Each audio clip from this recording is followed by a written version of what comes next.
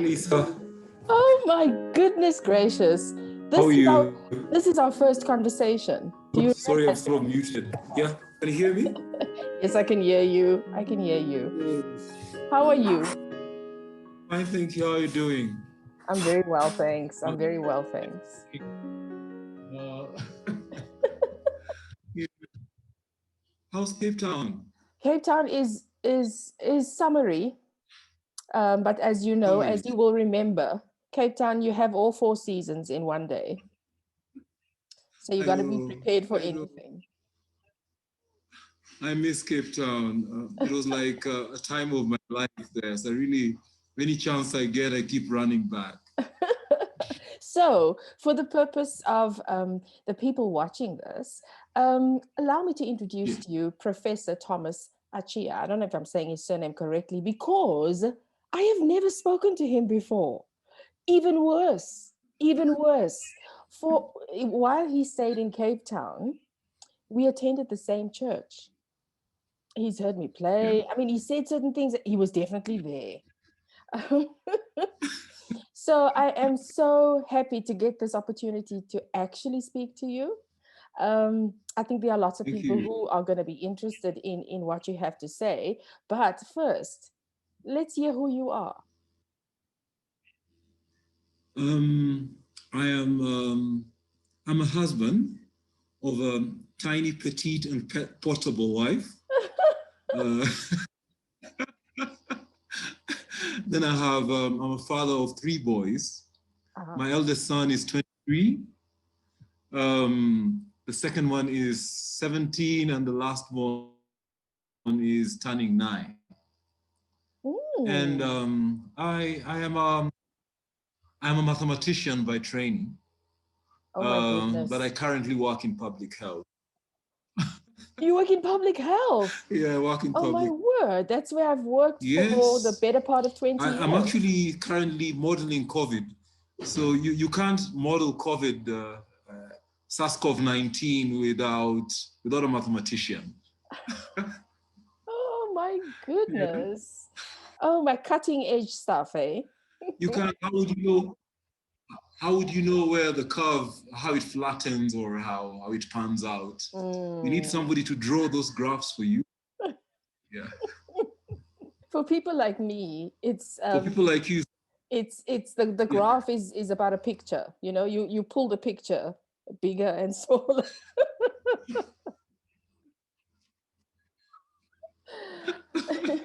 Someone has to someone has to feed in some numbers and produce the trajectory, and then Okay, so that's what I do. You. Where are you, by the way? I'm actually in Nairobi. So I after 1 year in Cape Town, because when I was in Cape Town, I was a postdoctoral fellow. Okay. Then I left Cape Town and worked for University of KwaZulu-Natal in Pietermaritzburg.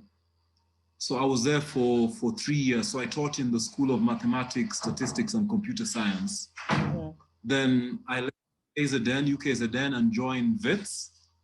So I taught at WITS for a year before coming back to Nairobi. So I work for the US Centers for Disease Control and Prevention. So I work in epi and surveillance. So I'm in Nairobi now. Oh, CDC, hey? Oh my goodness, such memories. I work for CDC. Such memories. So I wanted to find out from you, like, you've already alluded to it, but did you enjoy living in Cape Town? Gotta plug my city. I think the Cape Town experience was really amazing. It's like the most beautiful city on earth. So I loved Cape Town. And that 1 year to 2010 was like one of the best years of my life. The only challenge was that my family wasn't there. Yeah. Because I was like a postdoctoral student and I couldn't bring my family over. And that's the only reason why I left Cape Town, because I wanted my family with me. I loved Cape Town. I still do. That's awesome. So then, I just thought initially that you're someone who loves music. Um, it's clear, you are someone who loves music, someone who appreciates good music. And I've come to sort of see that. But then I was confronted with a different truth, that you are a maker of music. So where did this whole music thing start in your life? It's really interesting. When I was growing up, I have my sister went to an SDS school, a Seventh-day Adventist school. And so every time she would come home, she would be singing. And my dad seemed to really appreciate the singing. And I was like, I would play tennis and I would play basketball and I would bring home trophies, but then daddy never seemed to appreciate the trophies. It was like, it is a singing that really was important to him. So Wow. then I decided to join the youth choir, just to please daddy, like let daddy feel like I'm doing something important as well.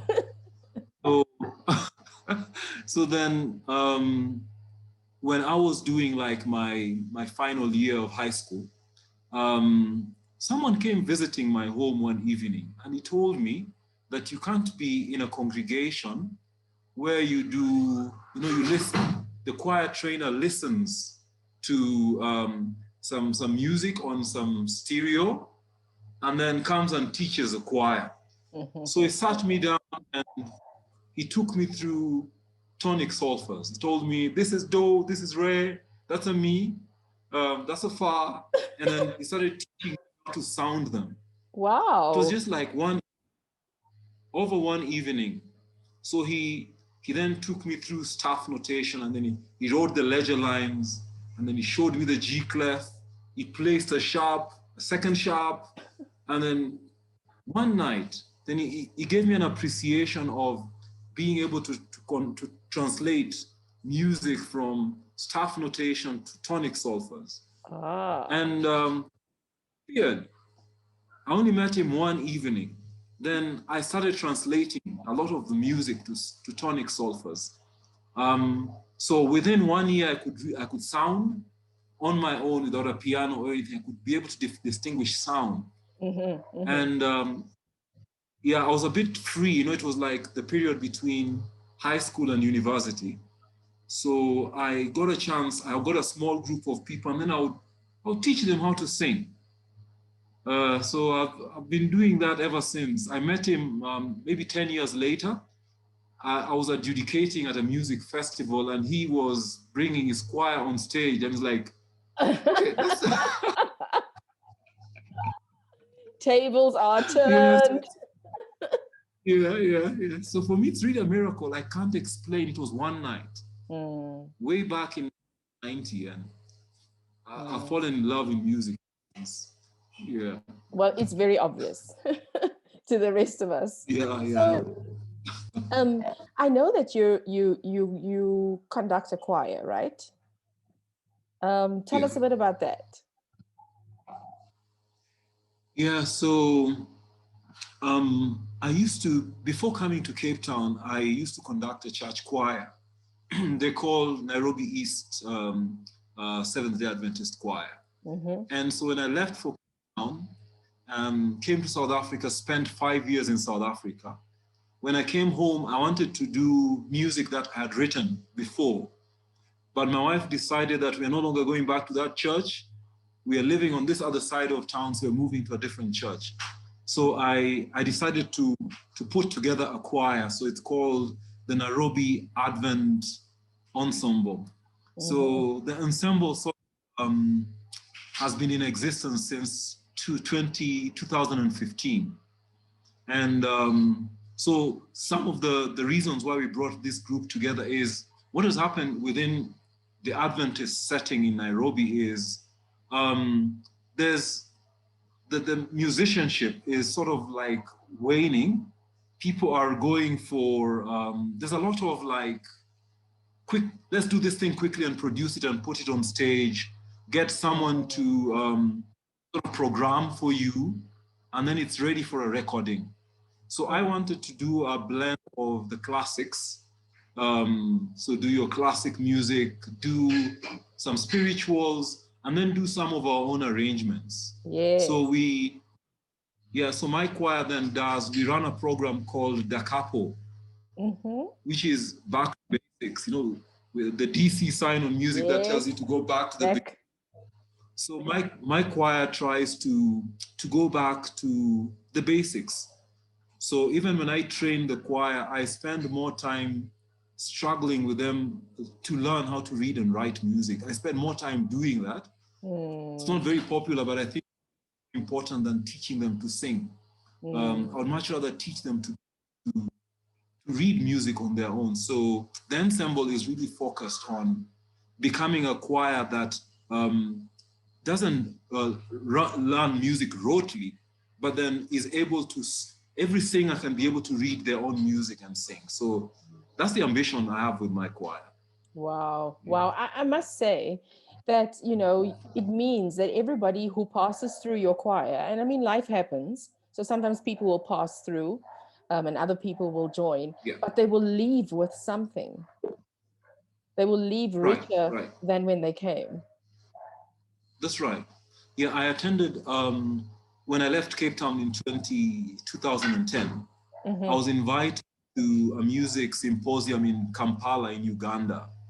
And so when I went to Kampala, it was an Adventist setting, but they invited an Adventist musician. And he asked me this question that, oh, you guys, you learn you do rote learning where the choir master sings to you and then you sing back, sings to you and you sing back. It's like, that's really, really bad. And so ever since, it's sort of stuck in my psyche. So every opportunity I get, I want the choir to sort of like do the difficult part, that is get the music and read it for yourself. Yes. So it's still my ambition. It's easy because for the choir members themselves who've been learning rotely for a long time, then it becomes, oh, this isn't nice. So it's quite difficult to get that done as well. Yeah. That's true. I mean, and we basically are doing the same thing. I mean, in the ensemble that I direct as well, I also, all the music, all the arrangements are in staff notation. That's how they are brought by the arranger. And then he will transcribe, tonic sulfur in there. So one way or another, people are getting exposed to staff notation. But for those who are more comfortable reading tonic sulfur, that's what they read.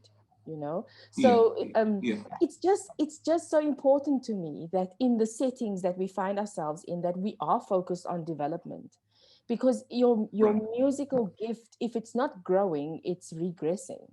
And I wanted to ask you specifically as a choir director, in the old days when people used to do this rote learning, the choir leader will sing every part. I mean, you're a singer as well. So how do you take care of your voice? Yeah, I can tell you that every time I train the choir and do that rote thing, soprano isn't too difficult for me. I can manage. I can do the tenor because that's my natural voice. And then the bass, I'm also able to do that relatively well. Then when I start helping the altos, I always I end up really, really spoiling my voice. Yeah, so it stresses me, especially when I'm really in a hurry to get a certain sort of concert done. So I'm really, and so I'm also playing psychology, because when you train the choir, you really must think of the psyche, because as you're training the basses, the sopranos have sent their minds elsewhere, the tenors are thinking of other things.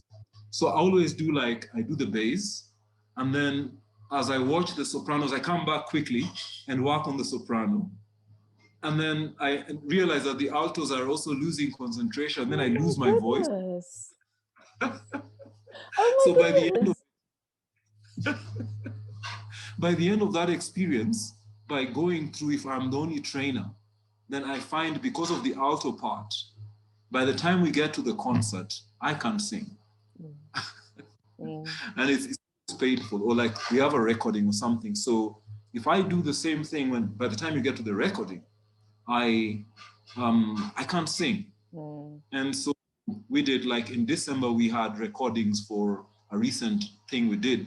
I didn't record. I was basically like, okay, let everybody else do this, but I couldn't sing. Yeah. It's really tough. I mean, I've had the experience where it's the big night or the big occasion and the choir director has no voice, you know, because, you know, been singing all the parts. And it's so funny that you mentioned alto, because it's also the voice that I find the most difficult to sing. Obviously, I can't sing bass, but, you know, I always find like singing alto, I don't know where to place my voice, you know, so it's just so that it doesn't hurt. But what I'm fortunate, and I'm realizing it even as I'm speaking, that I'm fortunate because in the Cape Town ensemble, Ongama sings the male parts if they need to be sung. And then there's Neil as well, who will sing all the parts, any part that must be done.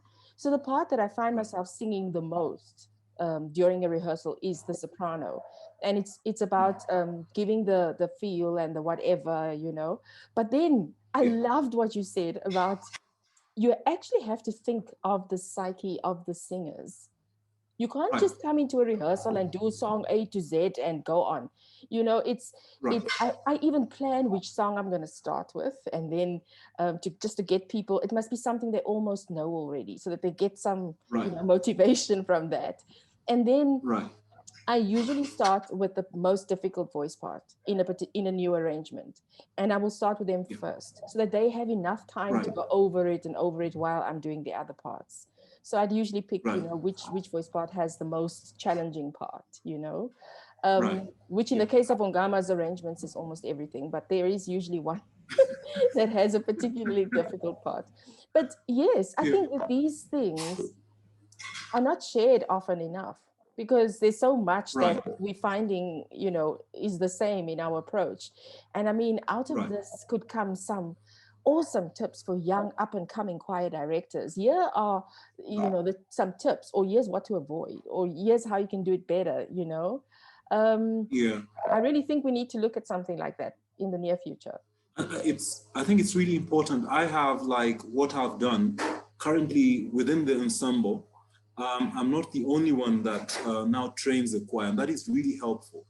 So I often, like last week, I went to the training session, and one of the younger directors is directing, and I'm able to see that he is having a challenge with the psychology of the choir. Yeah, he's going over and over one part, over and over, and so the guys are like, he's trying to perfect this thing, because he hasn't perfected the directing aspect, you know, like the training where you figure out that, let me stop here because they will not get this at this point. Let me deal with another part. Then once they get it, I can go back and address that. But for many of us, while you're still growing as a director, you end up perfecting aspects that you could have skipped over and done something else.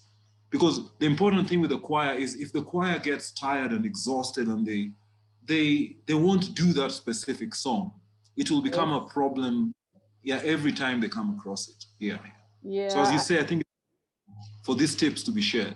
It is important. I mean, and there's also that in the same process of trying to perfect a part, you know, there's also this thing of learning a mistake, you know, where you sing something incorrectly often enough, and now you have to unlearn the mistake, you know.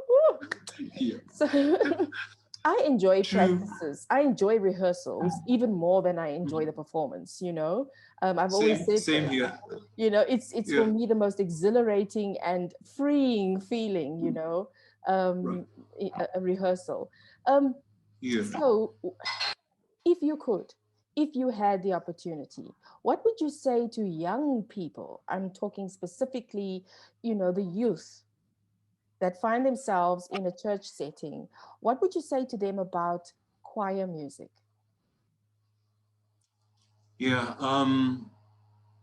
the thing that I would say, because it's quite a challenge at the moment, there's a lot of push for the kind of music that you just, it's not prearranged. So you sort of just, we meet up and you do your tenor, you do your bass, do your alto. So it's really not and organized. One of the things about music is music has a way of impacting the intellect.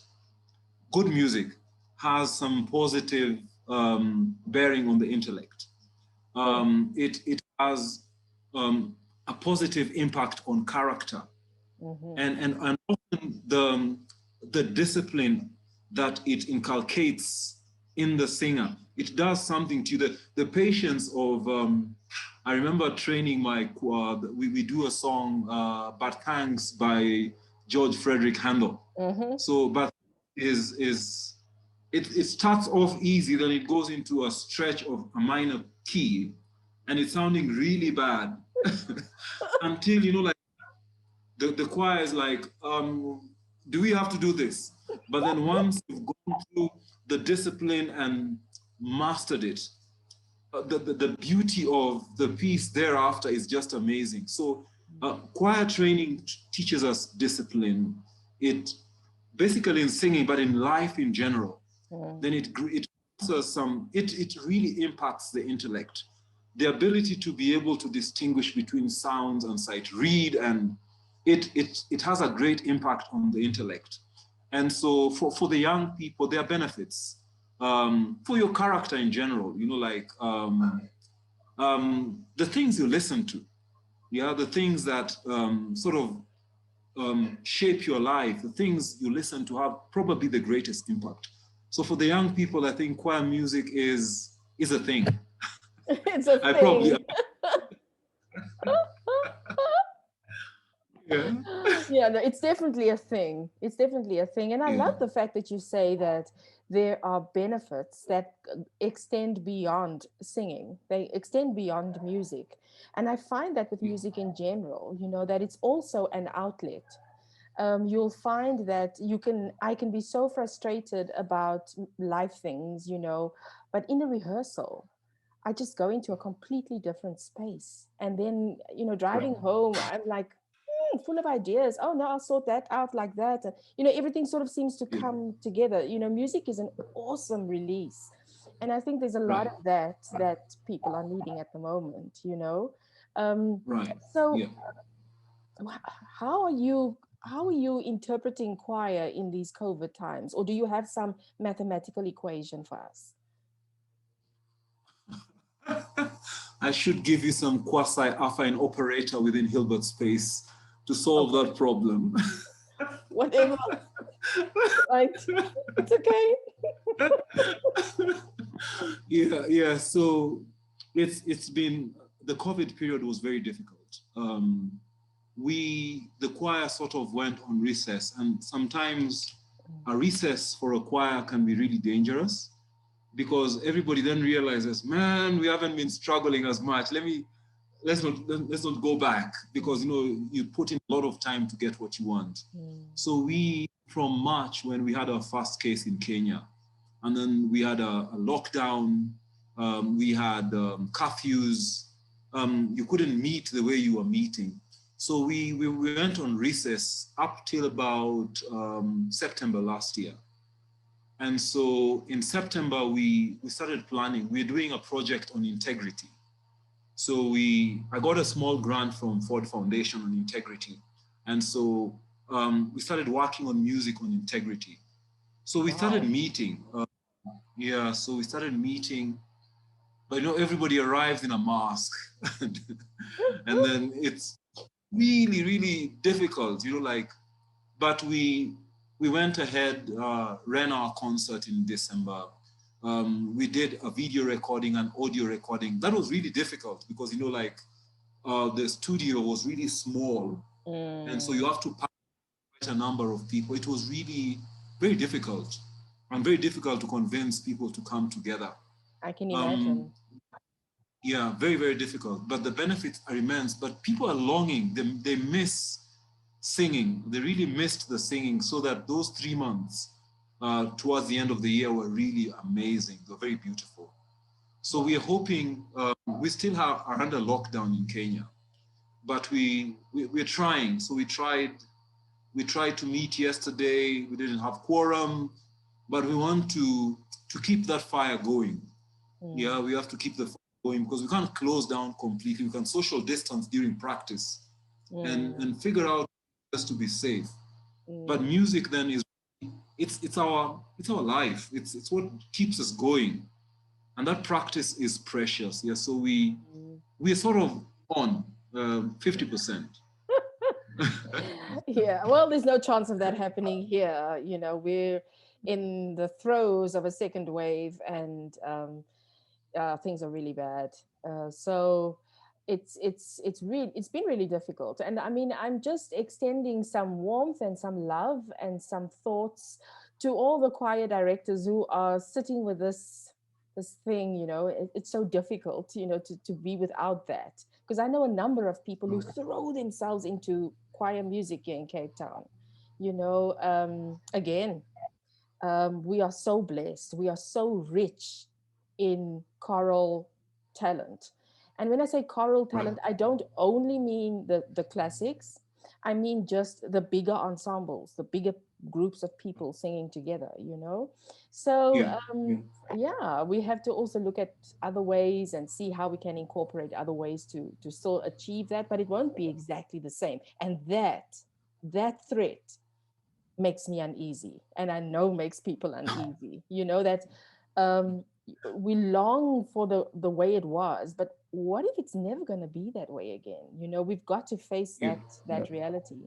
So Right. why is the time going so fast? It's almost time to, to end, but I have to hear from you. I have to hear what's in the Yeah. cards for you musically. Um, for me, like what's really difficult for me is the fact that I work for public health. I do an 8 to 5 p.m. in the evening. So then in the evenings, then I teach. I go to the university to teach because I need to keep in touch with my area apart from public health. So I do teaching in the evening in mathematics. So it then becomes really, really challenging to get the choir going.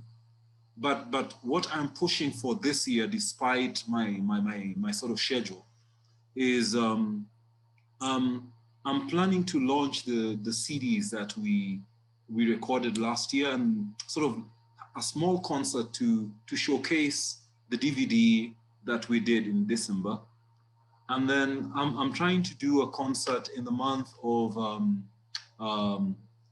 of July, and I'm trying to do the works of a specific arranger, hymns. So I'm working on arrangements of hymns by Mary MacDonald. Okay.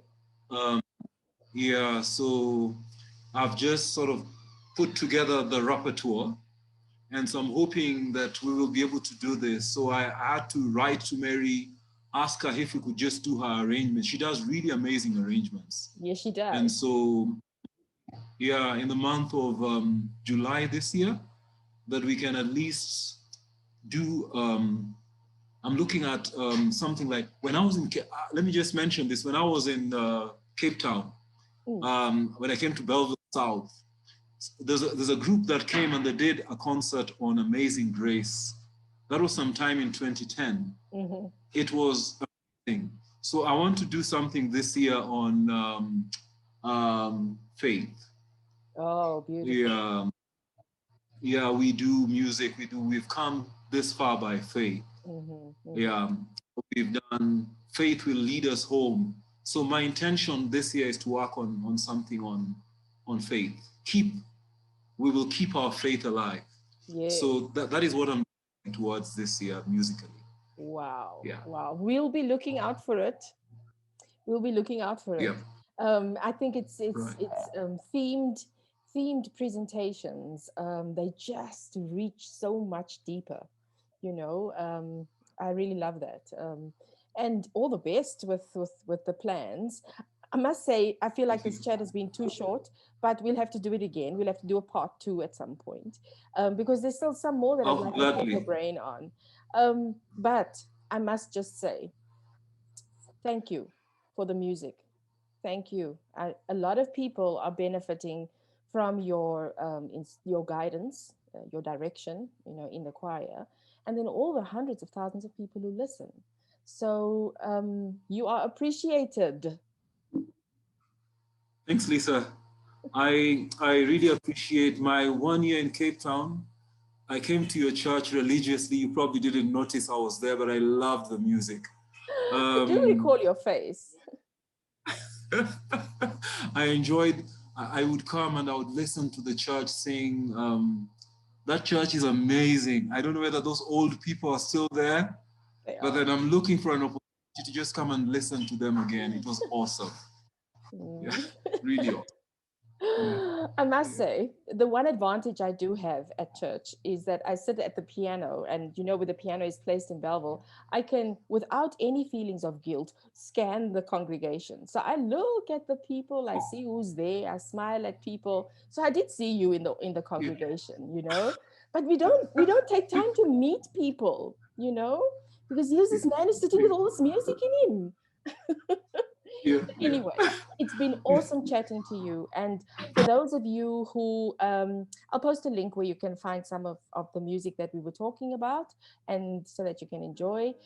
For those of you who are following our conversations, this is our second conversation for 2021 with Prof. Achia. I want to say I spoke to a prof, no? Okay. Thanks so much, Thomas. I really appreciate it. Thanks a lot, hey? Thank you so much. It's been a pleasure. A pleasure. Bye. Thank you. Bye. Bye-bye.